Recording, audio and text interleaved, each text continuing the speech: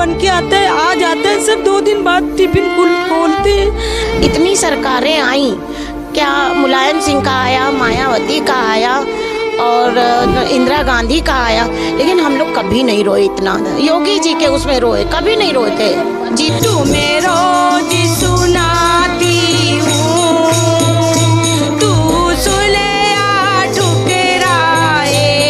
बच्चों को भी बचाने वाले यही मुस्लिम भाई थे, उन्होंने ये नहीं सोचा ये हिंदू भाई का घर जल रहा है तो इसको जल जाने दो। हम लोग शकल से माफिया नजर आते हैं कि हम लोगों के ये बच्चे नजर आते हैं माफिया।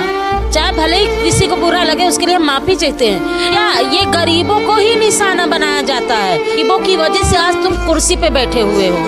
अगर ये गरीब वोट ना दे, अगर गरीब अपना हाथ खींच ले तो कोई जो है कुर्सी भी ना पाए।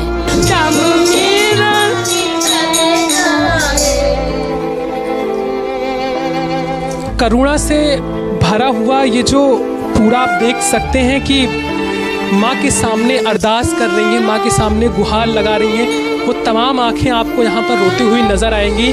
जब सारे दरवाजे बंद हो जाते हैं तो शायद ईश्वर का जो दरवाज़ा होता है वो खुल जाता है। यहाँ पर तमाम आपको महिलाएं नज़र आएंगी। इनकी आँखों में शायद सरकार को, शायद प्रशासन को देखना चाहिए, क्योंकि इनके छोटे छोटे बच्चे हैं। सालों साल घर को इन्होंने बनाया और आज माता रानी के दरबार में मौजूद हैं यही कामना लेकर कि शायद जो बुलडोज़र की रफ्तार है वो धीमी हो।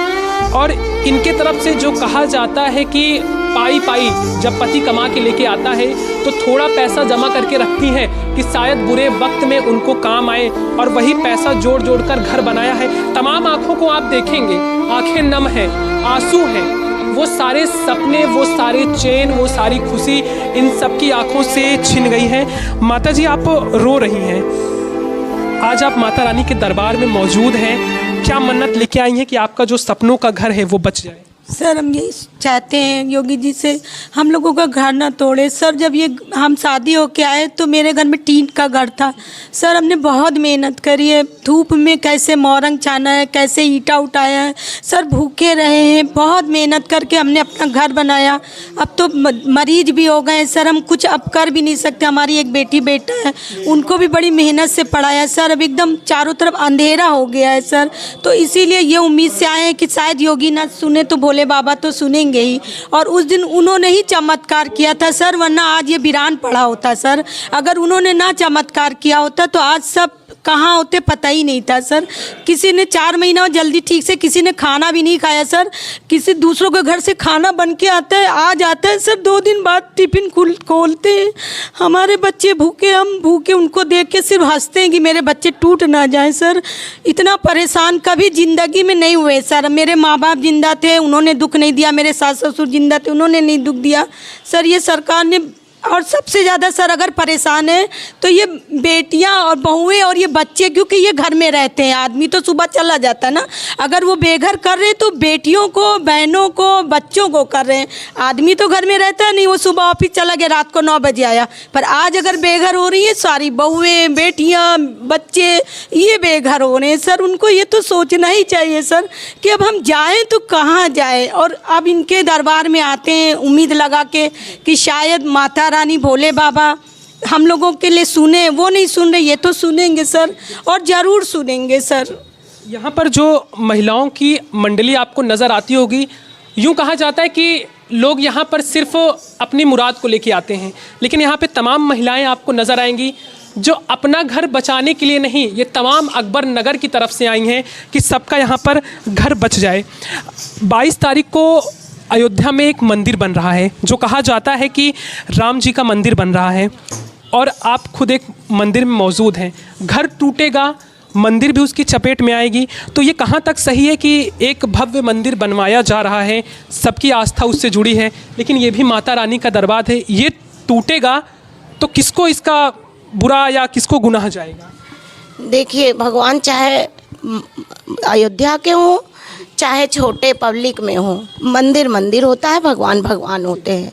आस्था उन पे सबकी है, चाहे वो छोटे घर का हो चाहे बड़े घर का हो। ठीक, बड़े घर वाले बड़े घर वो मंदिर में जाते हैं, छोटे वाले छोटे मंदिर में जाते हैं, लेकिन भगवान तो एक है ना।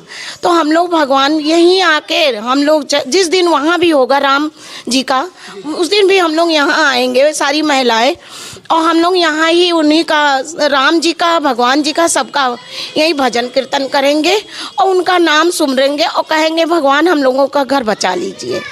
बस। ये जो सरकार कहती है कि हम हिंदू के सपोर्टिव में हैं, सारा काम हिंदू के लिए हम करते हैं, मंदिर भी बनाते हैं, लेकिन ये भी एक मंदिर है, माता रानी का मंदिर है, तो इसे तोड़कर क्या वो सही कर रहे हैं?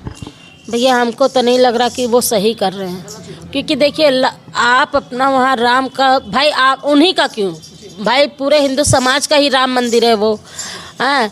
और रही चलिए मानते वो आपने बड़ा बनवाया, ये हमारा छोटा है, लेकिन ये हमारे लिए बहुत बड़ा है, क्योंकि यहाँ से भैया हम लोग कहना ना चाहिए, जब से हम लोग यहाँ बहू बन के आए हैं तब से हम लोग इस मंदिर को ही समझे हैं, क्योंकि भाई बहुएं ज़्यादातर बाहर नहीं जाती हैं, और हम लोगों को ये गली में पड़ जाता तो हम लोग आ जाते हैं। सोमवार शुक्र मंगल को सुंदरकांड होता है, सोमवार को भी गाना होता है, शनिवार को भी सुंदरकांड होता है, मतलब हम औरतें रोज़ बैठ के अपना जो जो दिन तय करते हैं अपना आते हैं इस मंदिर में। हम लोग जैसे भैया गरीब इंसान नहीं वहाँ पहुँच पाते हैं, तो हम लोग इन्हीं से यहाँ अरदास लगा रहे हैं। अब चाहे ये कहीं राम हो और चाहे रहीम हो, है तो वो भैया एक ही। जब माता वैष्णो के दरबार में अकबर गए थे, उनकी मनोकामना पूरी हुई थी, तो उन्होंने क्या छत्र चढ़ाया था। लोग कहते हिंदू मुस्लिम है, हिंदू मुस्लिम, जब अरे भगवान ने हिंदू मुस्लिम में भेदभाव करें तो हम इंसान क्यों करेंगे। तो इसीलिए हम कहते हैं भैया सरकार से, चाहे हिंदू चाहे मुसलमान, वो एक समान सबको समझे। और रहे बात, अब हमारे अकबर नगर में भैया आधा हिंदू है आधा मुसलमान है, लेकिन यहाँ कभी भैया ऑल इंडिया तुम चले जाओ आपको पता चलेगा हिंदू मुस्लिम में लड़ाई होती है, लेकिन आज तक हमको कम से कम 18 साल बहू बन के आए हुए यहाँ हो गए, कभी आज तक हमने हिंदू मुस्लिम में यहाँ अपने अकबर नगर में नहीं विवाद पाया।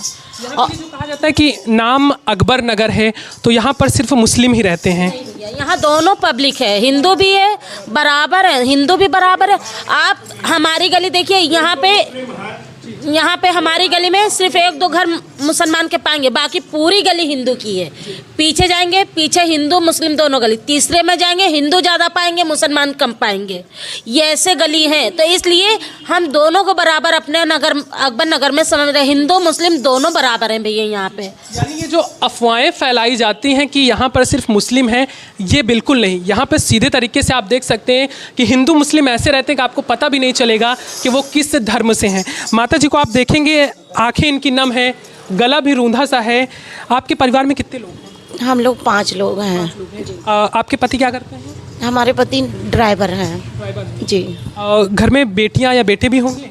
बेटियां हैं जी। आपने कभी ये सोचा था कि पति आपका ड्राइवर है, कितनी कमाई होती होगी? मुझे लगता है कि रात में कमाते, दिन में कमाते होंगे तो रात में आप खाती होंगी। आपका जो घर है पाई जोड़ के, क्योंकि एक आम आदमी यहाँ पे रहता, कोई अंबानी अडानी यहाँ पे रहता नहीं है। आपका घर टूट जाएगा, आपकी 3 बेटियाँ हैं, कितनी मुश्किल होगी आने वाले समय में? ना हम तो शादी कर पाएंगे, ना तो हम पढ़ा पाएंगे, ना तो हम घर बनवा पाएंगे।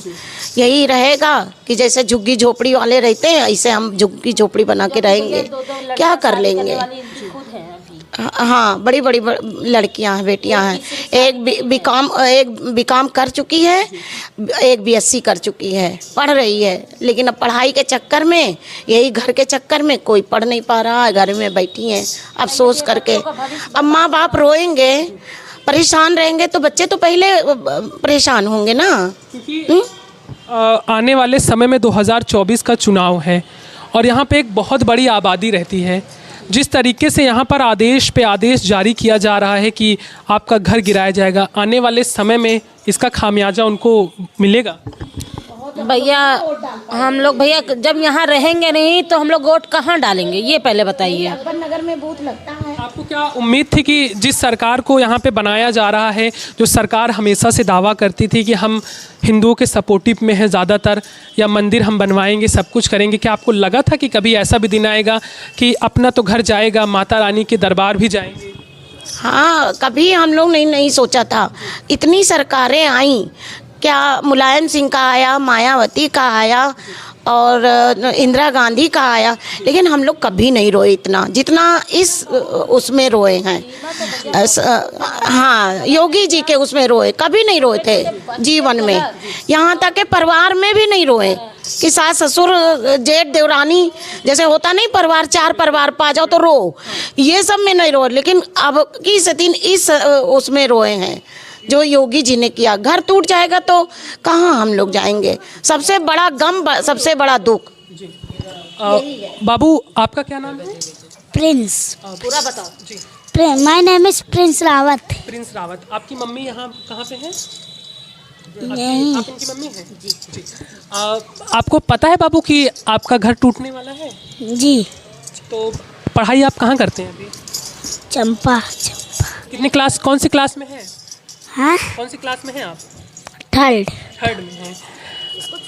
आप देखिए कि निस्वार्थ भाव से ये बच्चा बैठा है, अपनी माँ के साथ बैठा है। कि ये कहते हैं कि जो बच्चा होता है वो भगवान का रूप होता है, तो कहीं ना कहीं लेकिन शायद इस भगवान रूपी बच्चे को भी नहीं पता है कि जिस स्थिति में ये बैठा हुआ है आने वाले समय में शायद इसका जो घर है वो भी चला जाएगा। माता जी, आपके परिवार में कितने लोग? 4 लोग हैं। एक भी अभी भी आपकी आंखों से वो आंसू थम नहीं रहे हैं? सर क्या करें, समझ ही में नहीं